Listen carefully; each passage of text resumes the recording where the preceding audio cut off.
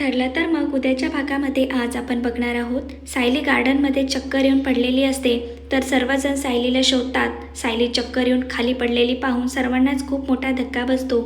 तर सर्वजण विचारतात, नक्की सायली तुला काय झालं आहे? तर अश्विन सायलीला विचारतो, सायली वहिनी तुला लास्ट टाइम पिरियड कधी आले होते? तर सायली सर्वांना म्हणते 2 महिन्यापूर्वी.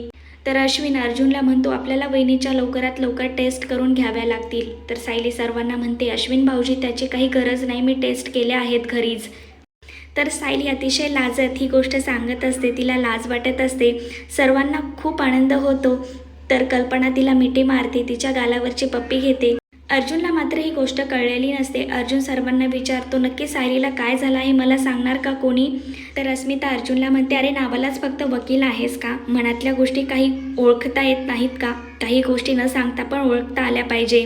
तर प्रतापसुद्धा अस्मिताला म्हणतो, अगं तो फक्त नावालाच वकील झाला आहे, त्याला यातलं काही कळत नाही. परत एकदा अर्जुन सर्वांना विचारतो, सांगा ना काय झालं आहे?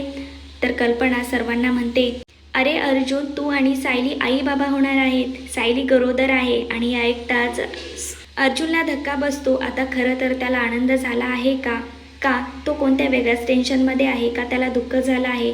सायली मात्र अर्जुनच्या एक्सप्रेशनकडे पाहत असते. आता उद्याच्या भागामध्येच कळेल की अर्जुनला आनंद झाला आहे का दुःख झालं आहे. या गोष्टीचा कसा आनंद तो सेलिब्रेट करणार हे पाहण्यास अतिशय रंजक ठरणार आहे. असं सिरियलचे सर्वात आधी अपडेट पाहण्यासाठी माझ्या चॅनलला सबस्क्राईब करा.